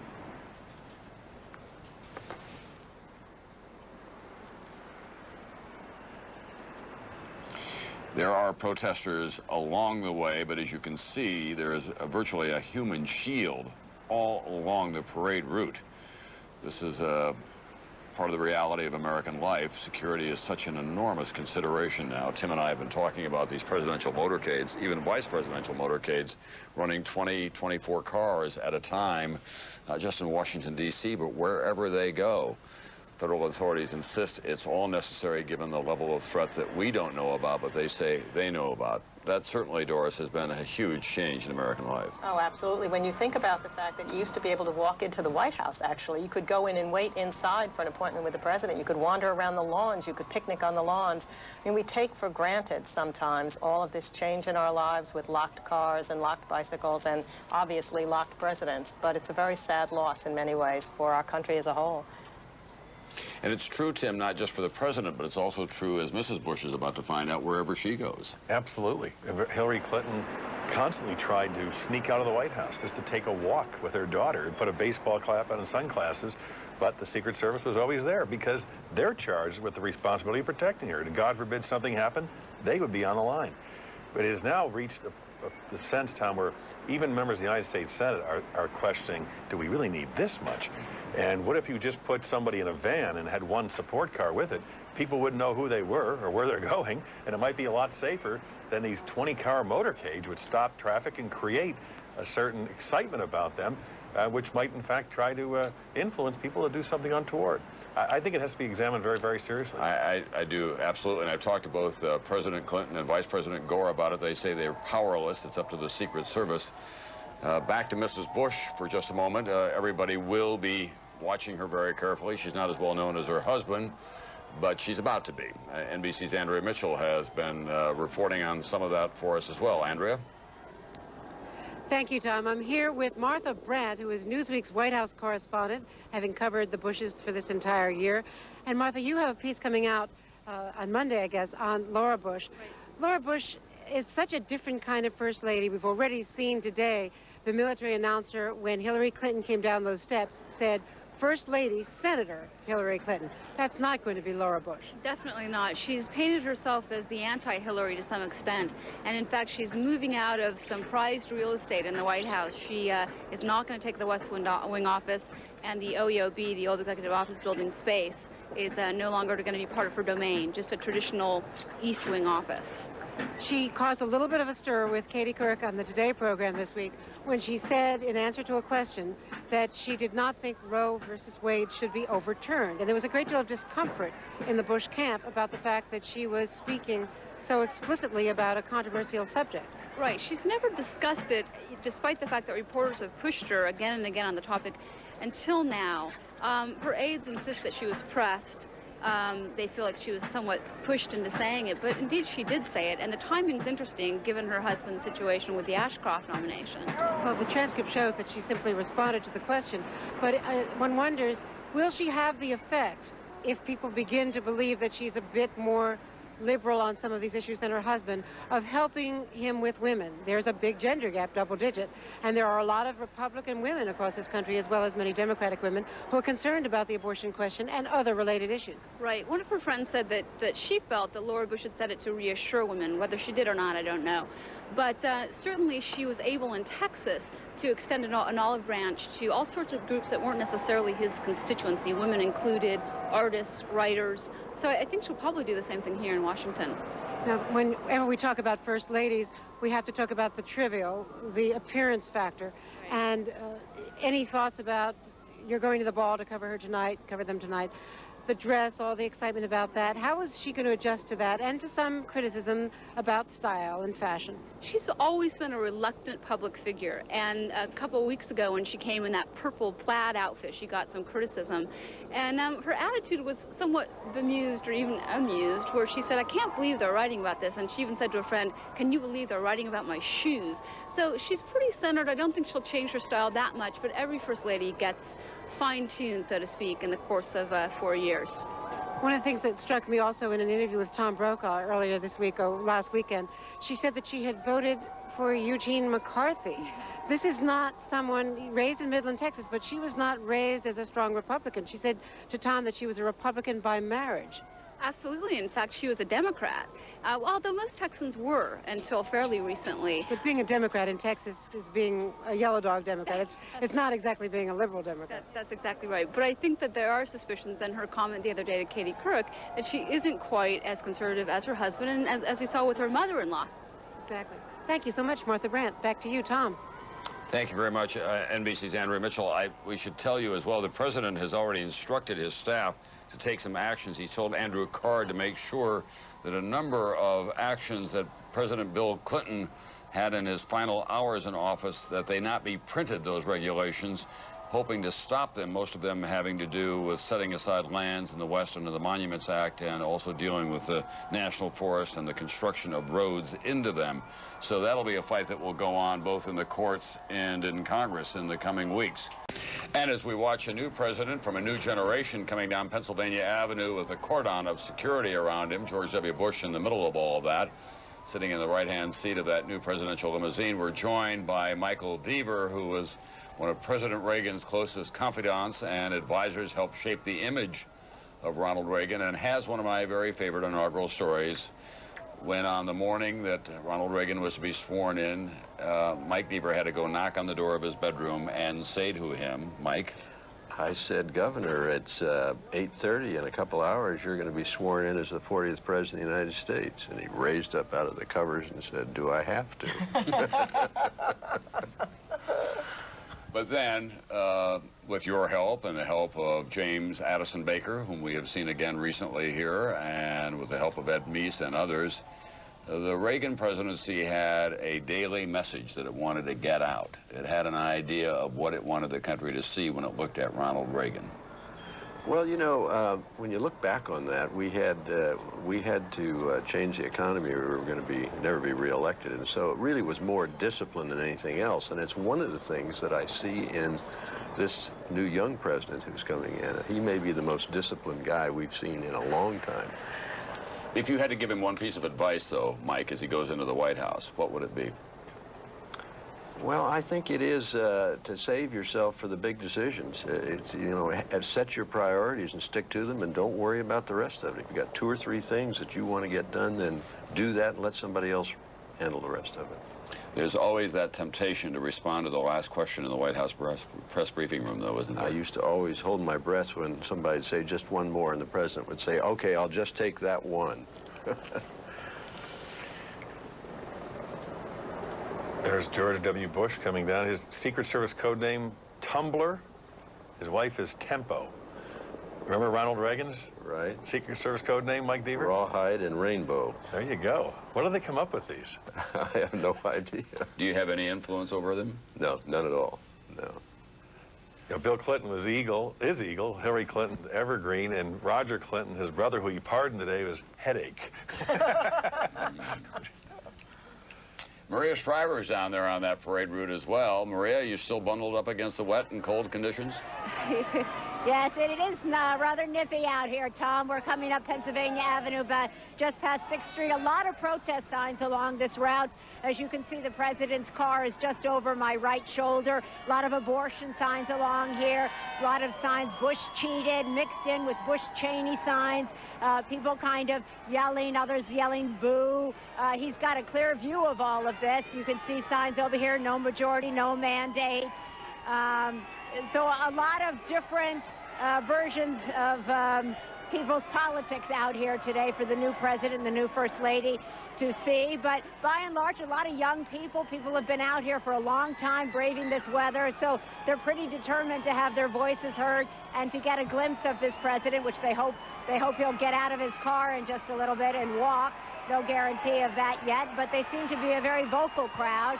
You can see signs like Bush Cheney, thank God, and they're mixed in with other signs down here that you can read for yourself. I don't know if I want to read on television some of them, but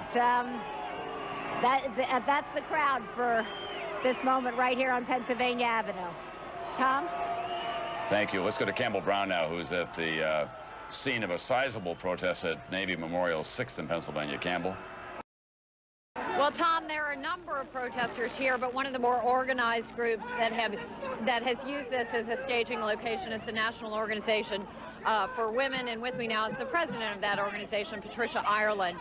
And you all have been very vocal in your opposition to the nomination of former Senator John Ashcroft as Bush's Attorney General. Ashcroft saying in his confirmation hearings that he was not going to seek to overturn Roe v. Wade. So why such a strong force here today?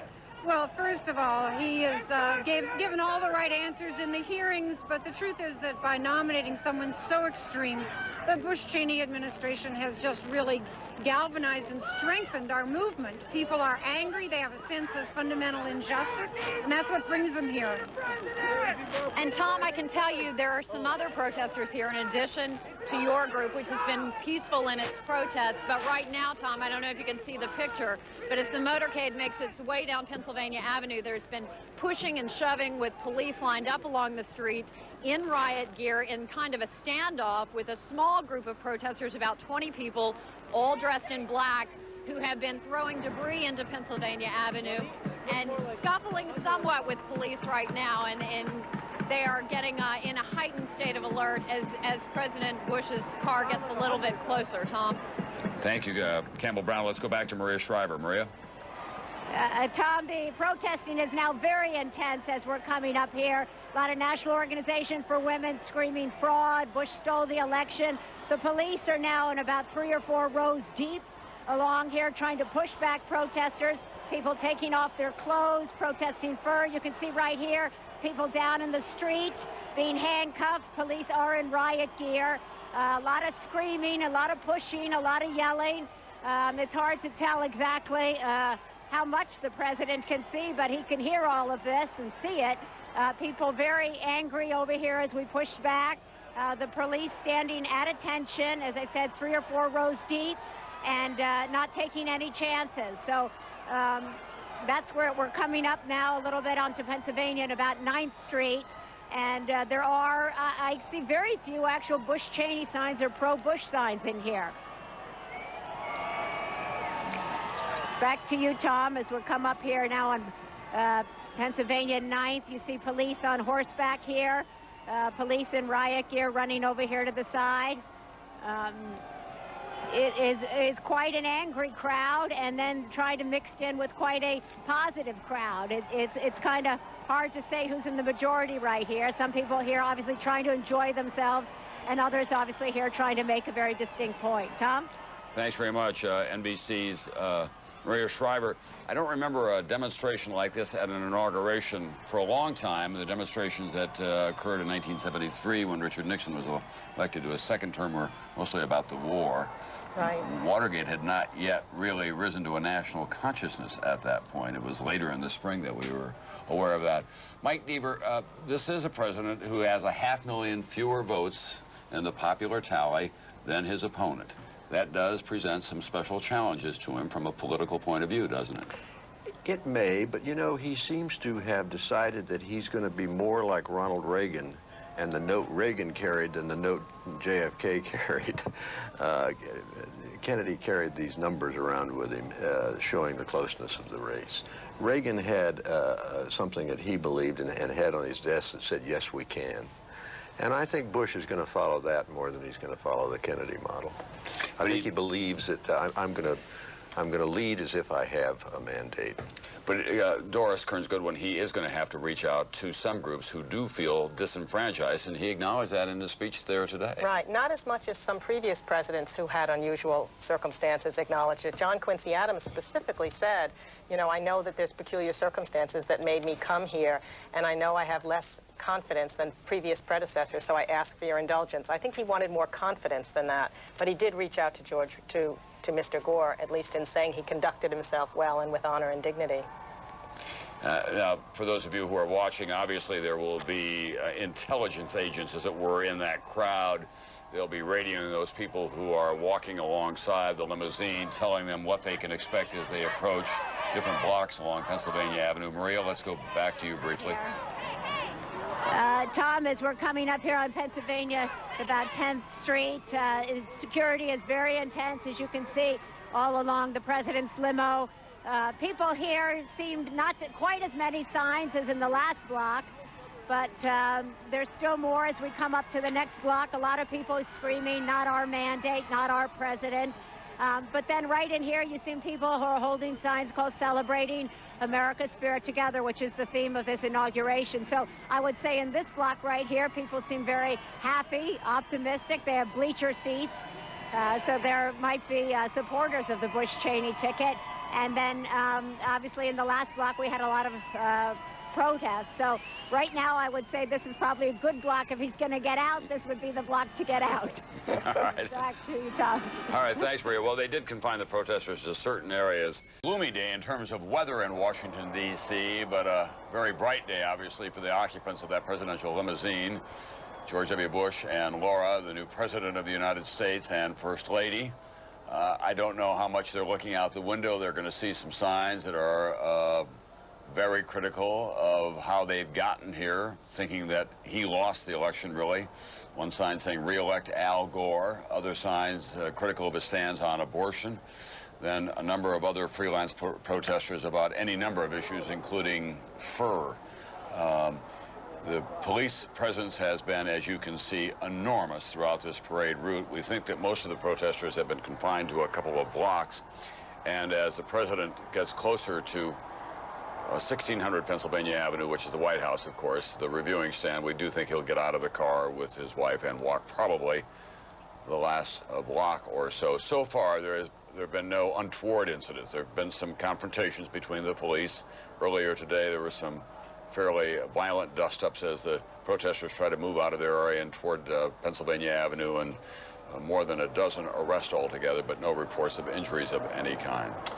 Ann Curry is down there. Tim, let's go down and get a check from ground level. Ann? All right, Tom, we're in fact missed a lot of the protesters here on Freedom Plaza. There are thousands of people here. They're carrying all kinds of signs. Hail to the thief is what many of the signs read. The day that democracy died, Bush equals racism, Mother Earth is crying, Ashcroft, some bad signs about Ashcroft. So a lot of different sentiments being represented here.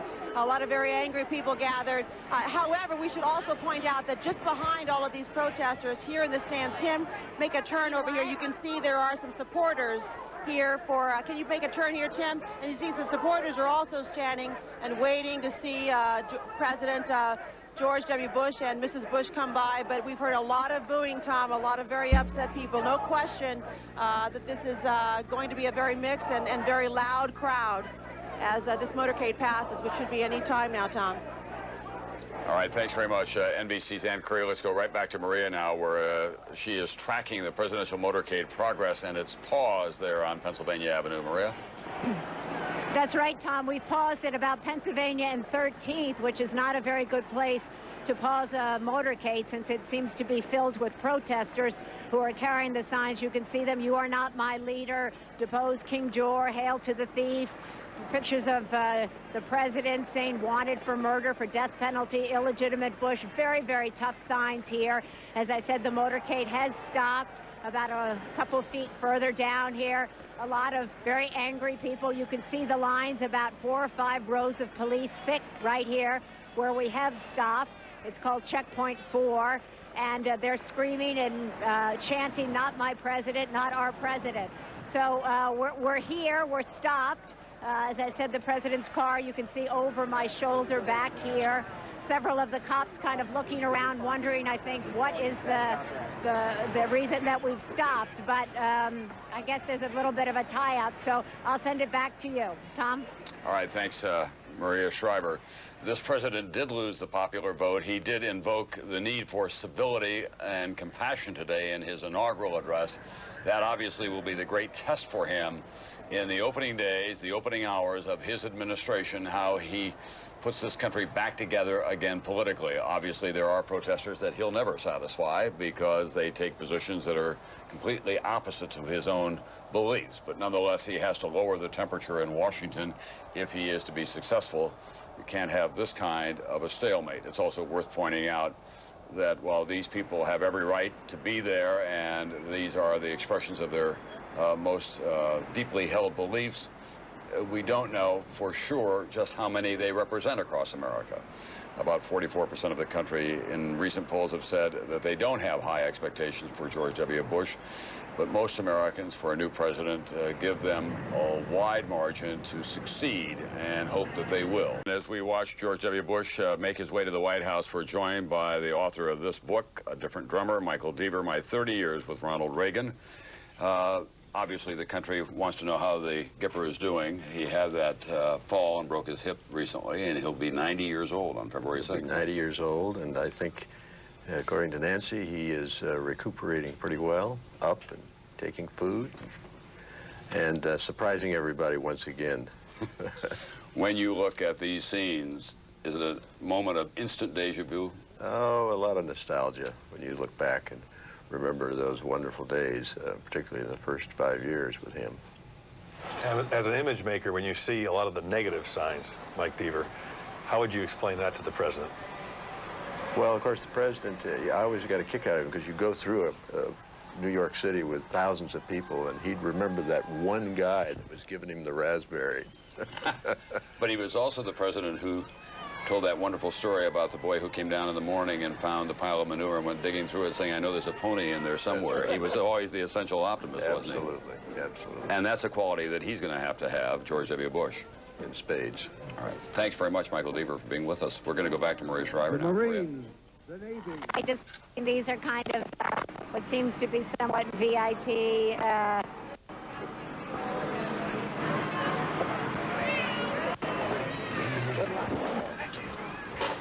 I can hear you. Let's go to Al Roker. We're having a little trouble with Maria's technical connection. Al Roker's down there on the ground, I think right by the reviewing stand. Looks like the weather's picking up and a little better, Al. It is, Tom. It stopped raining now. It's just a little breezy. The Continental Corps is coming by right now, and we've had the entire crowd on its feet. Everybody in the reviewing stand, as you can see, they are on their feet as well. The president, the former president, President Bush, and Mrs. Bush, clapping as all of the corps go by, and we're looking down Pennsylvania, and we haven't seen the motorcade yet. It's still around the corner, has not made the turn yet back onto Pennsylvania Avenue, but people excited, they're on their feet and enjoying what seems to be at least a little bit of a break in the weather, and all excited about greeting the new president, Tom. Thank you very much, Al Roker. When George Bush the senior and Barbara Bush walked down Pennsylvania Avenue, when they got to about that location, Barbara Bush broke away from her husband and raced across the street and kissed Willard Scott. When I saw her last night, she said, you know, they're still talking about that. She said, I had no idea that anyone noticed. It was her first real lesson in what it's like to be First Lady. They notice everything. You're putting an awful lot of pressure on Al Roker. That's true. Let's see if he can get Laura Bush, huh? Oh, your contract doesn't depend on that, Al, but your bonus does. Let's go to Claire Shipman now at the White House. Claire?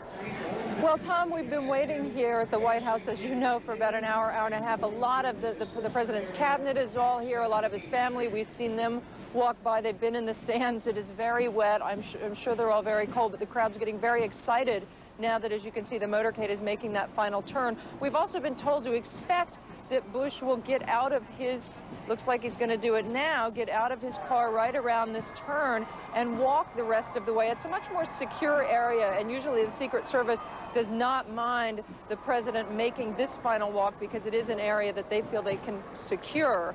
Once he reaches the reviewing stand, he may decide to walk right up into the stand as his father did, or come through the White House. We'll wait and see, Tom. All right, thank you very much, Claire Shipman. Let's go to Maria Shriver now, who's down there in the thick of it all. Tom, you can see the president has just gotten out of his limo.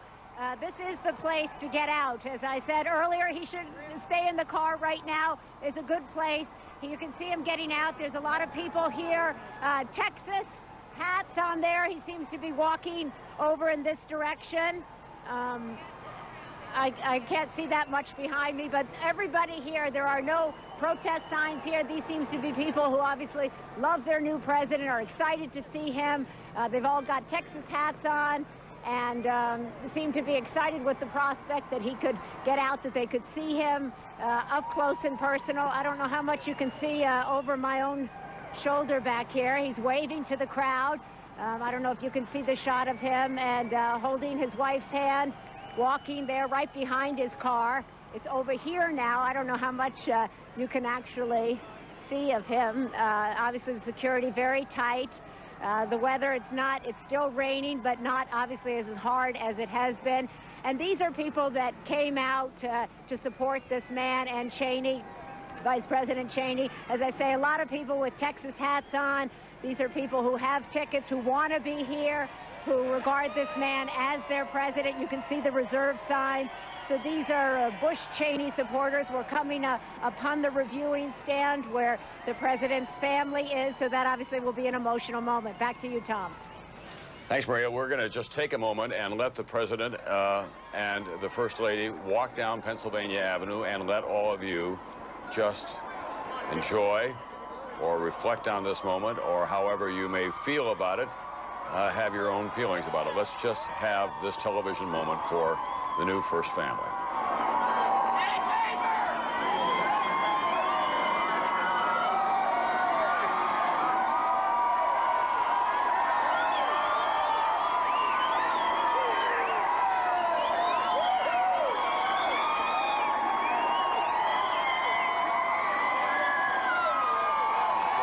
past what is the east entrance to the White House, which is a social entrance for many occasions.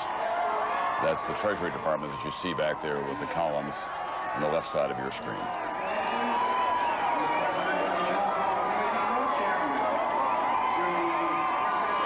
Hey, we need to keep this fellas straight.